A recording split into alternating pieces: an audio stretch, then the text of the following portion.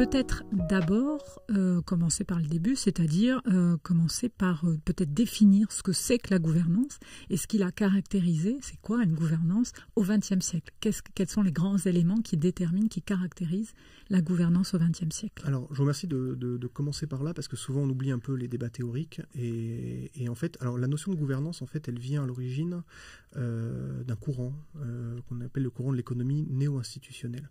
Dans les années 30, on avait des penseurs, des économistes, notamment Ronald Coase, qui s'interrogeaient sur le paradoxe apparent qu'il y avait entre une plus grande efficacité du marché.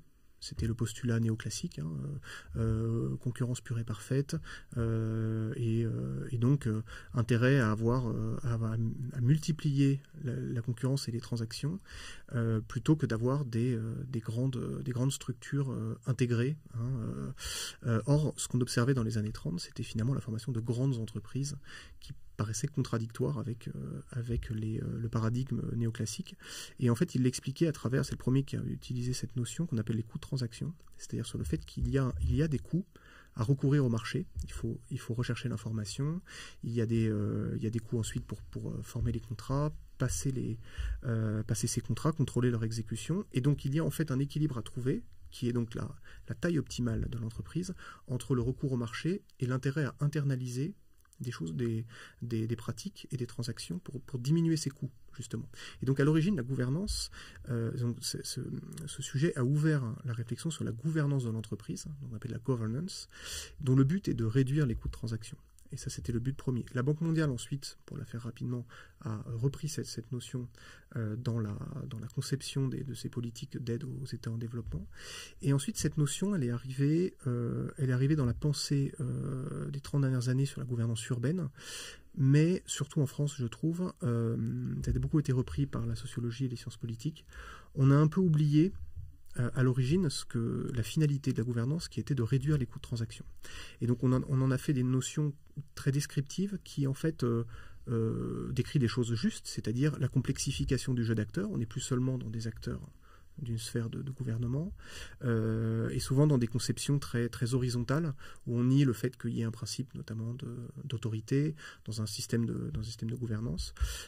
Et donc la gouvernance au sens large qu'on va qualifier comme étant l'ensemble des relations formelles et informelles entre des acteurs locaux, nationaux, publics, privés ou de la société civile.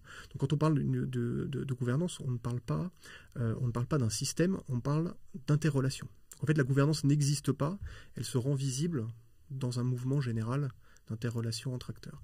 Et pour effectivement, et terminer et répondre à votre question, le sujet de la gouvernance des territoires et le sujet de la gouvernance urbaine, je pense qu'il faudrait l'appréhender non pas simplement en matière descriptive, mais également en matière explicative. C'est-à-dire que le rôle de cette complexification du jeu d'acteurs, in fine, c'est d'arriver à simplifier les processus, à adopter des stratégies communes, partagées, et être plus efficient dans la manière de les mettre en œuvre. Donc on revient sur une logique d'origine, ça revient à diminuer les coûts de transaction, si vous voulez, mais pour des finalités qui sont le développement territorial, les équilibres sociaux, les équilibres environnementaux. Donc c'est ça le paradigme de la gouvernance.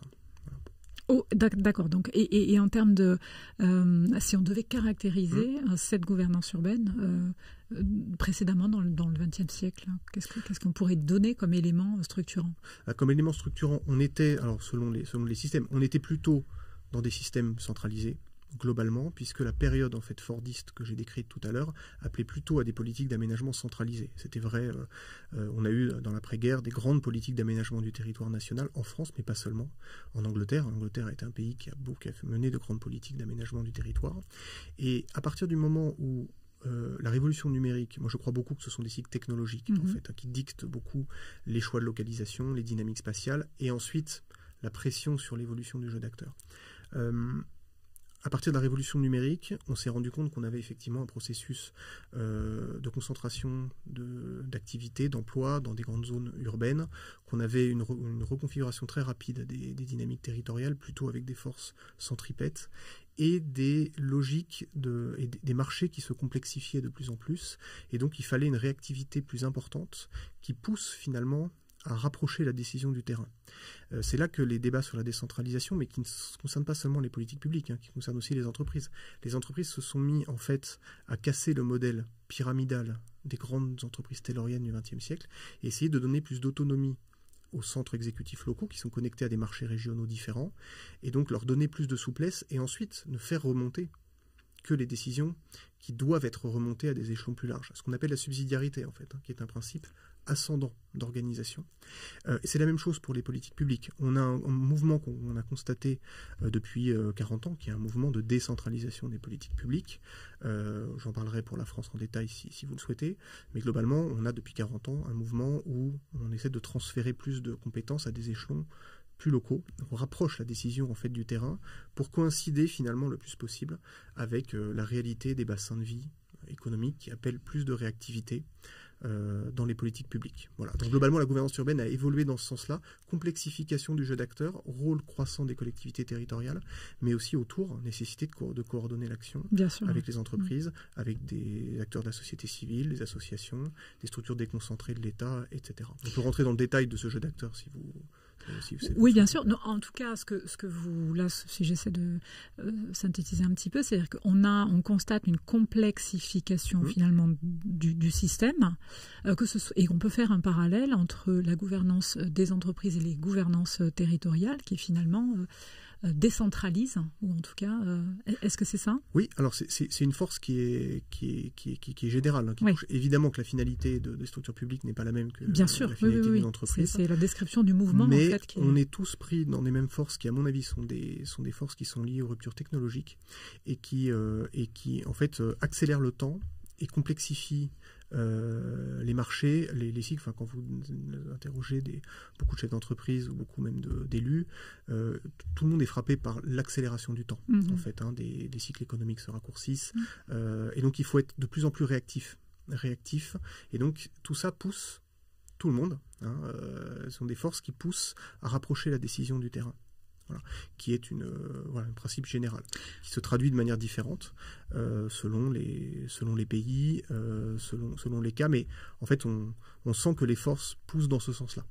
Donc il y a l'accélération finalement du temps qui pousse à ce mouvement-là. Est-ce que on l'a évoqué tout à l'heure, la question de l'habitabilité des territoires, en tout cas la nécessité de préserver ces conditions d'habitabilité sur le territoire qui sont liées aux nouvelles conditions écologiques et climatiques dont on a pris conscience. Est-ce que ça aussi, ça joue dans la transformation du mécanisme de la gouvernance territoriale? Je pense que ça joue, mais à mon avis, ça joue plutôt un rôle, enfin ça appelle... évidemment un principe de subsidiarité aussi, mais qui était déjà, à mon avis, prôné en fait, de toute façon, même si on a du mal à le mettre en place en France, on y viendra. Par contre, je pense que ça nous pousse, ou ça doit nous pousser, pour le coup, à un autre mouvement qui est un mouvement plus de transversalité des politiques publiques, des sujets. On a une tendance, là je vais rentrer plutôt sur le cas de la France. D'abord, on a une tradition très descendante des politiques publiques. Ça fait des siècles que ça dure, qu'on a mis en place ça. Donc on est très à l'aise dans des mondes qui sont des mondes plus fordistes, centralisés, où l'État... Et verticaux. Verticaux, exactement. On est très à l'aise intellectuellement, politiquement dans ce monde-là. On a plus de mal, dès que la production de valeur se détache on va dire, de l'imitation et de la rationalisation vers l'expérimentation, la prise de risque, etc., on sent qu'on a plus de mal, parce que ce n'est pas notre culture. Et donc, on a mis en place une décentralisation, effectivement, mais on va dire qui a beaucoup dupliqué notre vision de l'action publique, et dans les collectivités même, dans notre système de strates entre collectivités, et à l'intérieur même des collectivités, on a une tendance très, très nette. Centralisée. C'est-à-dire que la décentralisation est une centralisation à petite échelle. Oui, elle a des points communs avec effectivement la centralisation. C'est le même mécanisme. On a du mal à sortir d'une logique verticale de l'action publique et une logique de silotage interne que je retrouve dans les collectivités locales assez souvent. C'est-à-dire qu'on va avoir des directions du développement économique, des directions du logement, des directions de la mobilité, des directions de l'environnement. Et donc c'est vrai que c'est compliqué. Il y a un mouvement très fort de silotage de l'action publique et de difficulté à avoir des actions qui sont transversales et articulées entre elles.